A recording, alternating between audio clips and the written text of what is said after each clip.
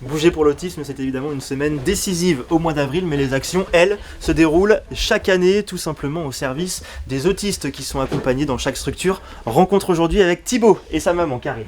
Bonjour Thibaut, bonjour Karine. Bonjour. Bonjour. Thibaut, tu es ici, qu'est-ce que tu fais de tes journées ici? Je fais ma pré-pro, activité sociale et art manuel. Voilà. Et mercredi parfois pré-restauration. Pré-restauration. Voilà. Est-ce que c'est important de faire des activités est-ce que ça te fait du bien de faire des activités ici? Oui.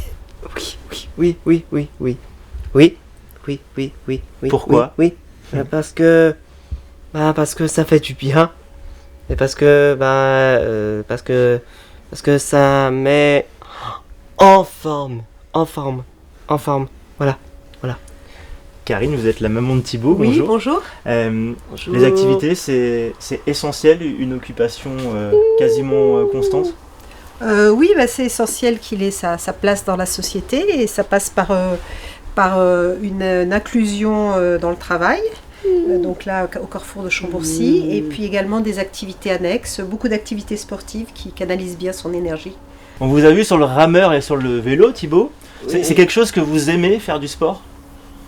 Oui. Pourquoi? Ça vous fait quoi? Ça fait comme ça. Vous voyez les muscles ou pas? Attends, je vais vous approcher le caméra. Là. Vous voyez? Et voilà. Et est-ce que ça fait du bien ici aussi, à la tête? Oui. Donc faire des activités, c'est bien, du Oui. sport aussi, Oui. mais en plus, vous travaillez la semaine, je crois. Vous faites quoi? Carrefour Chambourcy et ERSP. Et je mange ici. Je mange ici le mardi et le vendredi. Voilà, vous voyez, je vais vous tourner la caméra, s'il vous plaît. Voilà, et voilà, je mange ici avec mes amis. Voilà. Est-ce que vous avez des vrais amis ici? Vous êtes en groupe et ça fait du bien d'être en groupe et d'avoir des copains? Oui. Barthélemy et Violette et Louis. Voilà. Il est un peu stéréotypé Barthélemy et Louis et Louis. Oui, comme ça. Voilà. Voilà. Thibaut, vous avez 20 ans. Oui. Avant d'arriver ici, vous étiez où la journée? À l'IME de Bel Air, au Chêne. Avant d'arriver ici, donc il vient de nous le dire, il était dans un autre établissement qui était un IME. Comment ça s'est passé ces modifications pour lui, pour vous? Est-ce que ça a été simple ou est-ce qu'il y a eu beaucoup d'attentes? Alors, Thibaut, on a essayé de le maintenir dans le système ordinaire le plus longtemps possible. Donc, il a fait sa primaire dans l'école de quartier avec une AVS qui était super. On a eu la chance vraiment de la garder des années. Après, il a été au collège, donc là, en SECPA, à mi-temps. Donc là, ça devenait quand même un peu plus compliqué. C'est vrai que plus on monte en année et plus selon le profil des jeunes, ça peut être difficile. Et puis c'est aussi difficile de trouver les bons accompagnements. Et donc après, on a dû sortir du système ordinaire. Et donc il a été en IME. Donc à chaque fois qu'on a changé de structure, il y a eu un coup d'adaptation. Parce que pour ces handicaps, c'est toujours un petit peu compliqué de s'adapter aux changements, aux nouveautés. Mais on a réussi quand même à rester sur cette IME. Et puis là, c'est posé après le problème de l'âge, puisqu'à 20 ans, il faut sortir normalement des IME. Et on a eu la chance de trouver cette structure, qui est une structure un petit peu tremplin pour préparer au travail. Donc ce qu'on espère, c'est que Thibaut puisse trouver sa place dans la société, dans le monde du travail. Et là, ce qui est vraiment bien, c'est que ce sont des gens extrêmement formés, ce qui n'est pas toujours le cas, qui n'a pas toujours été le cas pendant le parcours de scolarité. Et on espère qu'ils vont pouvoir vraiment essayer de canaliser ces troubles pour qu'ils puissent après être insérés dans d'autres types de structures. Ça lui a apporté quoi, votre fils, d'être ici, dans sa façon d'être aussi à la maison? Parce qu'on sait qu'il y a l'accueil de jour qui est ici, mais il y a aussi la vie à la maison. Est-ce que vous l'avez vu changer sur des choses? Est-ce que ça lui a apporté?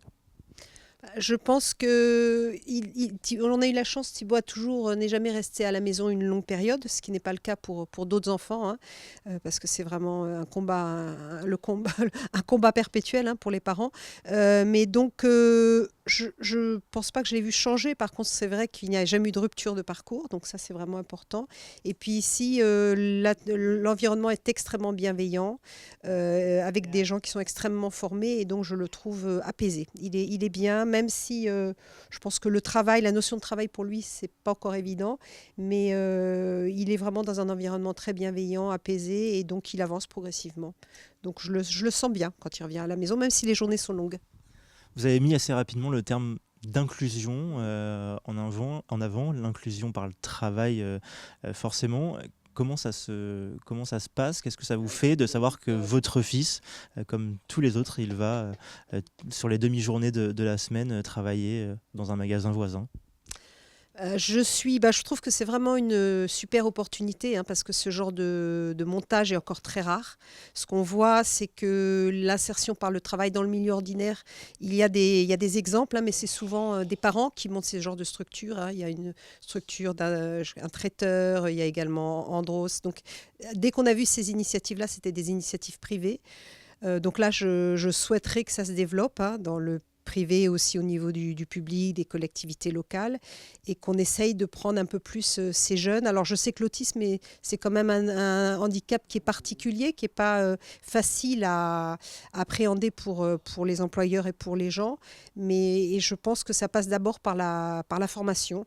Il faut vraiment mettre l'accent sur la formation, que ce soit dans l'éducatif ou dans le professionnel, pour qu'ils soient bien accueillis. Et je pense aussi que c'est des jeunes qui peuvent vraiment contribuer à leur environnement, parce qu'ils apprennent la tolérance, ils apprennent l'ouverture. Donc je pense qu'on peut, quand c'est bien fait, être enrichis les uns les autres de ce genre d'expérience. Thibaut, on a donc appris que vous travaillez. Comment ça se passe? Qu'est-ce que vous faites au travail? Bah, je travaille, je travaille, je travaille, je travaille, je travaille. Le compétence, le compétence et le contrat. Le contrat, voilà. C'est quoi le contrat? Tu expliques. Le contrat, c'est de gagner de l'argent. Comme 40 euros ou 14, je crois, 14 ou 13. Et qu'est-ce qu'il faut faire pour gagner cet argent? Faut bien faire le contrat. Faut bien faire le respect, le matériel, le respect de matériel, le respect consigne de sécurité et le consigne des personnes en sécurité. Oui, respecter les gens aussi. Respecter les gens. Respecter les gens. Et en plus de ce contrat, vous faites quoi dans le magasin? Ah ben le magasin. Ah, Carrefour Champossy. Et ben voilà.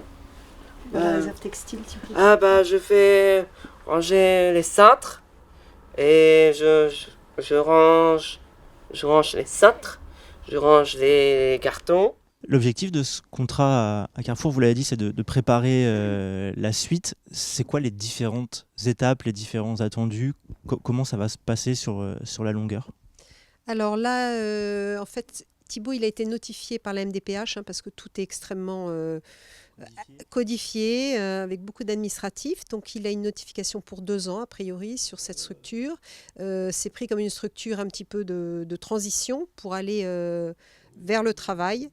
Alors là, on a pas mal d'interrogations encore. On ne sait pas trop comment ça va se passer. Est-ce qu'il aura la possibilité d'aller dans le milieu ordinaire, même à mi-temps? Est-ce qu'il sera dans le milieu plutôt protégé, avec une intégration, par exemple, dans des ESAT? Là, pour l'instant, il va faire... Là, ça fait 6 mois qu'il est là, donc il va, sur le temps qui reste, il va faire des stages également. Et puis, on va voir progressivement comment ça se passe. Mais on a appris à fonctionner un petit peu sur le court terme, parce qu'on ne sait pas vraiment de quoi sera fait l'avenir. Donc on essaye de rester positif et zen Voilà, mais bon, on a toujours beaucoup d'incertitudes et c'est vrai que la crainte vraiment des parents, c'est toujours les ruptures de parcours et le fait de se retrouver sans solution. Et plus le temps passe, plus ils vieillissent, plus nous vieillissons et plus ça devient difficile. Donc il faut trouver des solutions. Mais bon, on reste positif. Merci pour ces explications, Thibaut. Merci à tous les deux. Y a pas de quoi, y a pas de quoi. Au revoir la caméra.